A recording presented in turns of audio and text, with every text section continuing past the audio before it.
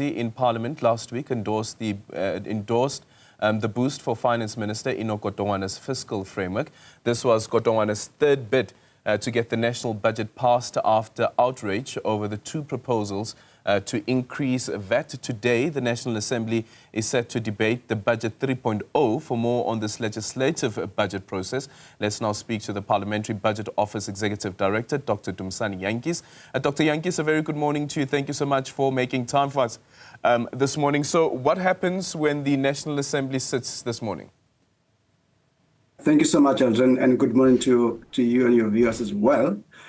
Thank you for the opportunity. Yes, two houses of Parliament, you're correct. The two finance committees of both houses last week adopted the fiscal framework, which is an overall policy expression by government on spending, priorities, revenue and debt overall for the current year and for the outer years as well. So what happens is that once the committees adopt the reports, they have to table to the houses, and that happens today on both houses, where in the afternoon, actually, from 14 hours this afternoon, where both houses would sit and debate the reports on fiscal framework, and they have to adopt those reports in line with the program that set out over the past few weeks.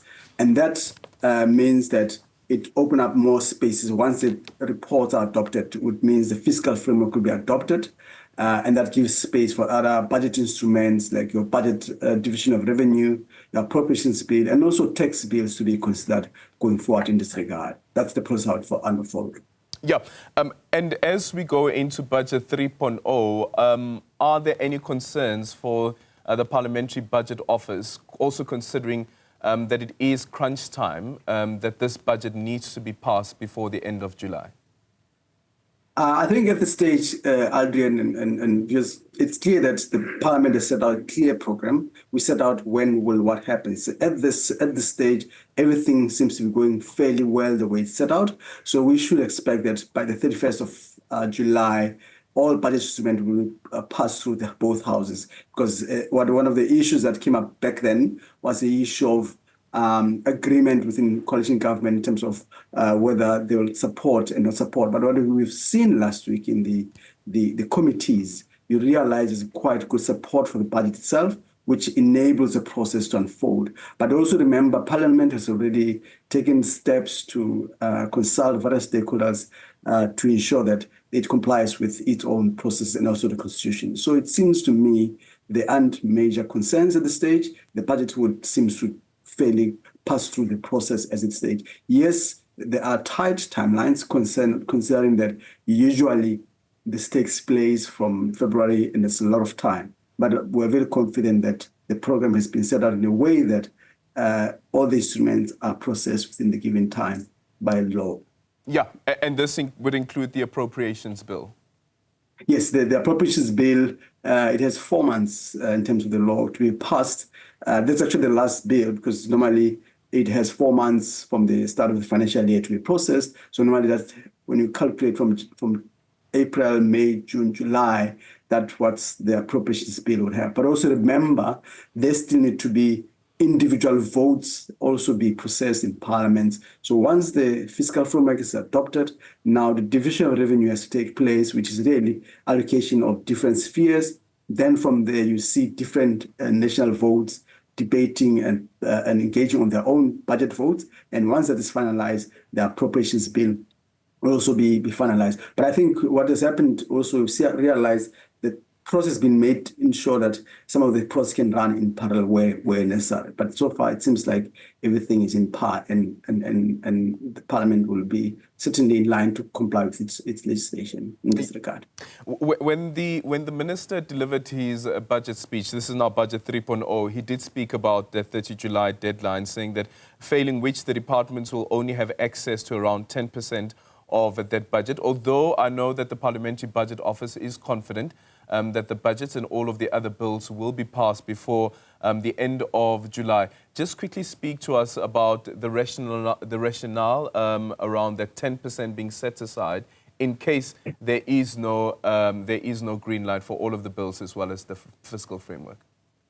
Sure. Remember now the Minister of Finance presented his budget in terms of the Public Financial Management Act and the Constitution. So that really, in a way, it does preempt situation where there isn't a consensus around timeline, but it does allow departments to continue to spend. Already remember, even before for this process, they were allowed to spend 45% of the budgets from last year on essential items already, even though the budget was approved. So I think he was just being precautionary to say, if we don't get a green light, there'll still be additional 10%, which the department can spend in line, but also it's in line with law. And I think the Minister of Finance, government is allowed, it's empowered by the Constitution and the Public Financial Management Act to process or to incur such spending. Because remember, again, Adrian, that we have two processes. There's executive process, there's a legislative process. So while the executive is waiting for the legislative process, there are those provisions in law that allows them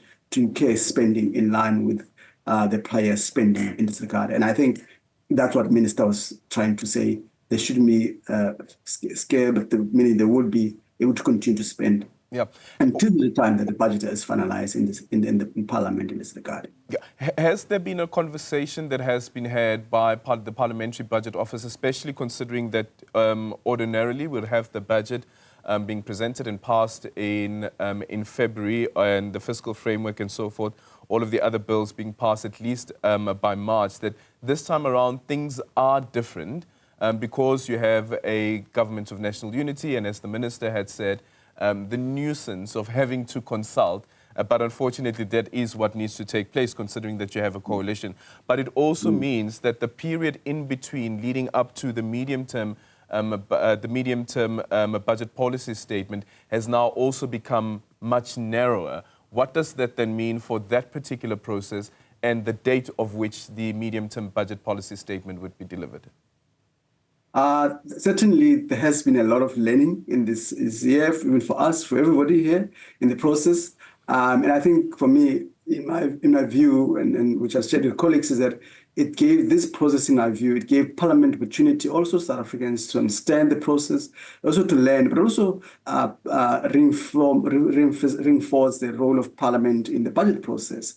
But also, just to add on the point, the budget is, in a way, seen in two stages. It's seen in two stages. There's a February time and the mid-term budget or the adjustment time in October. Those are very separate but interrelated processes. And normally, you would expect the adjustments would be impacted a lot by what has happened in the prior years, where adjustments, but even the current times. So there'll still be space for, because we've got a few months until that time.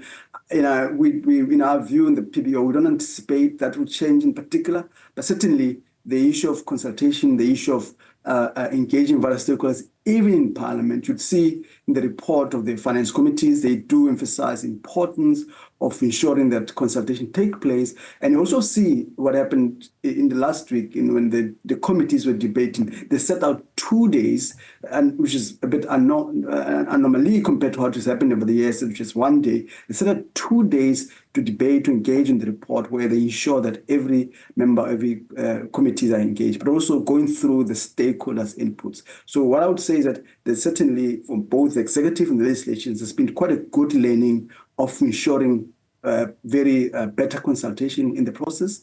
And that's what I would say, it's been a learning. But I'm careful to be worried at this stage, because you see a far end, which it has its own process. It normally kicks in once the annual reports have been presented by departments from September going forward in this regard. All right. Thank you so much for your time. Dr. Dumisani Jantjies is the Parliamentary Budget Office Executive Director.